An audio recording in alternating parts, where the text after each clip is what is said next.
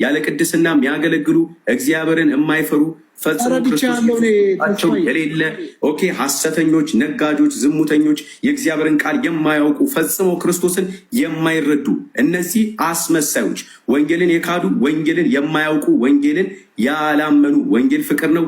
ወንጌል ማተብ ነው። ይሄ ማተብ ነው። ይሄ ማተብ ወንጌል ነው። ምንም ሳይነገር ብቻ የማተብ ወንጌል።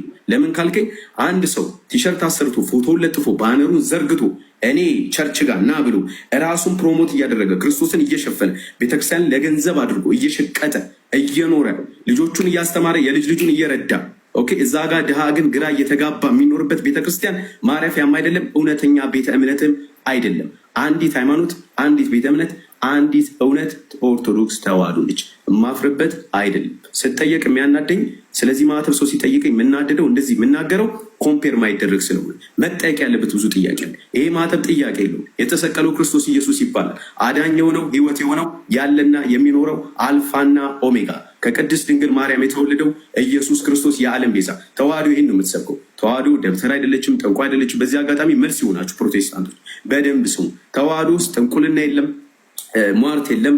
ኦኬ፣ የሚነግሯችሁ ነገር ትብታ ምናምን የእንትን መንፈስ የጨለማ መንፈስ በሰሜን በግራ ምታው በቀኝ ሰሜን ግራ የሚባል አጋንንት የለም። ተዋሕዶ ውስጥ ያለው እውነት ነው። አንዲት እምነት፣ አንዲት ሃይማኖት፣ አንዲት የሆነች ጠንካራ የሆነች ቤተ እምነት አባቶች የሞቱላት ያለች የምትኖር ዛሬ ላይ የምታነብሩትን መጽሐፍ ቅዱስ የሰጠች ያስተማረች ሁላችሁም አራት ወደኋላ አያቶቻችሁን ብትሄዱ ኦርቶዶክስ የነበሩ ኦርቶዶክሳዊነት ያኮራል፣ ያኮራል፣ ያኮራል። ፕሮቴስታንት መጥቶ ኦርቶዶክስ መጠየቅ ማለት ሌላ ድራማ መፍጠር ማለት ነው። ያ ማለት ነው ልጅ ቢሮጥ አባቱን አይቀድምም። ስለዚህ ይህን ቤተክርስቲያን በዘመናት መካከል የነበረች መጽሐፍ ቅዱስን እየሞቱ ያስተማሩላት ይችን ቤተክርስቲያን ከመቀበል ውጭ አማራጭ የላችሁ። ለምን ካልኳችሁ ዘይት ቸርቻሪ አያዋጣችሁም። ዘይት ቸርቻሪ ቸርችሮ ቸርችሮ ቦምባሳ ይሄዳል። ዘይት ቸርቻሪ ቸርችሮ ቸርችሮ አንቺ ላይ የሐሰት ትንቢቱን ተናግሮ አፍሪካዊ ትንቢት ይነግርሻል። አየሽ፣ ኢትዮጵያን የምትኖሪ አንቺ ድሃ የሆንሽ ይመስልሻል።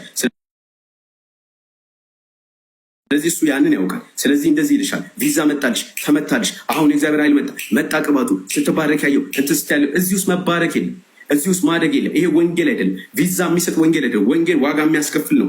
ወንጌል ገዳም ውስጥ ሆነው አባቶች ጥሬ እየበሉ የሚያድሩለት ነው። ወንጌል ማለት እውነት ነው። ያለ ምግብ መኖር ነው። ወንጌል ደርቀው ነው። ደርቀው ስላዩ አየ መናፍስቶች፣ የመናፍስት ዓለም ሸለቆ ውስጥ ይኖራሉ፣ ገዳም ውስጥ ይኖራሉ፣ ውሃ የገማ የተነክሩ ተው ግማትማ እንደዚህማ ማለት አትችልም። ግማትማ እንደዚህ ማለትም አትችልም። ግማት ማለት ያለብህማ የሚቸረችረው ሌባ ነው። ግማት ማለት ያለብህማ ሴት እየደፈረ መድረክ ላይ የሚቆመውን አገልጋይ ነው። ግማት ማለትማ ያለብህ ሕግ ባለበት ሀገር ላይ ሕግ በማያውቀው ምዝበራ ዘይት የሚቸረችሩ ቤተክርስቲያናቸው ካውንስሉ ያገዳቸው ትዕቢተኛ የሆኑትን ሰው ነው ማለት ያለብህ። ኦኬ፣ እነዚህ ተዋሕዶ መናገር ማንም አይችል። የጨለማ መንግስት የጨለማ ተመታ፣ ዛሬ ከጉባኤው ላይ ተመታ። ሰው ማተብ ስላደረገ ጨለማ እንዳይመስልህ። ይሄ ማተብ ክርስቶስ ኢየሱስ ነው የሚሰብከው። አንድ ደብተራ ተብትቦ የሰጠኝ አይደለም። አንድ የሆነ ደብተራ ምናምን ውቃቢ የምትሉ ተብትቦ የሰጠኝ አይደለም። ይሄ የሰጠኝ ወንጌል ነው። ኢየሱስን ስትወደው ተዋሕዶ ይገባል። በጣም ስታውቅ ያወቅ ጴንጤ ስትሆን ኦርቶዶክስ ትሆናለህ። ወንድሜ በደንብ ስማ። ጴንጤ በመሆን የሚገኝ የዘላለም ሕይወት የለም።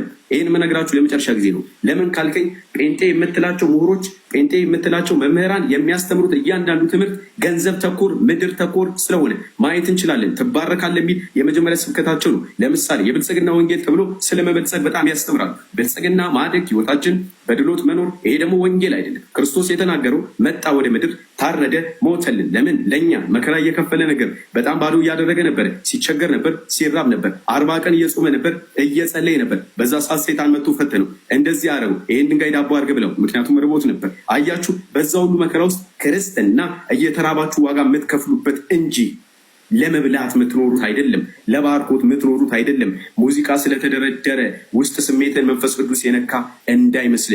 ስፒከሩ ሲቆም፣ ኪቦርዱ ሲቆም፣ ይሄ መንፈስ ቅዱስ የምትለው የልምምድ ስሜት ይቆማል። አስረግጬ ነው ነግሬ።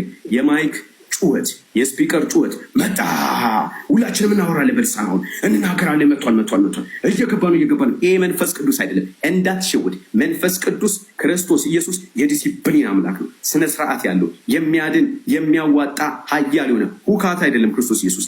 ወንጌል ትዕቢተኛ አያደርግም። አገልጋዮችን ተመልከት፣ መሪዎችን ተመልከት፣ ትዕቢተኛ ናቸው፣ አይሰሙም፣ ከአገልግሎት በኋላ አያገኙም። ናና ደግሞ ቤተክርስቲያን ጋር አባቶችን ተመልከት፣ ታጅቡ አይሄዱ። በመሳሪያ ይጠብቁ። ይኸውልህ ዝቅ ተብሎላቸውም አይሰገድላቸውም። ምናልባት የአክብሮት ስግደት ዝቅ ሊባልላቸው ይችላል። አምላክም ፈጣሪም ናቸው ተብሎ አይደለም። እንደዛ ብለው ግን ብዙ ሰዎች ሊነግሩ ይችላል። ያ ማለት ግን አይደለም። ተዋህዶ ጋር ስመጣ መከባበርን ያሳየዋል። አባቶች ዝቅ ብለው አንተን ይሰማል። እንዲህ ብለው አባቶች እንዲህ ብለው ዝቅ ብለው እያሳለሙ ለ12 ሰዓት ቆሞ ያስቀድሳሉ። ከ7 ሰዓት በላይ ቤተክርስቲያን ላይ ይቆማሉ።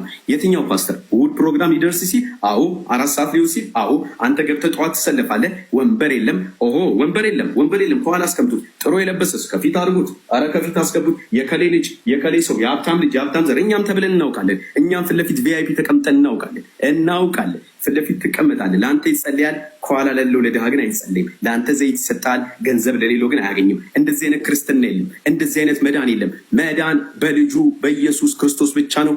በኢየሱስ ክርስቶስ ብቻ እንደሚያድን የምትሰብክ ደግሞ ኦርቶዶክስ ተዋህዶ ብቻና ብቻ ናት።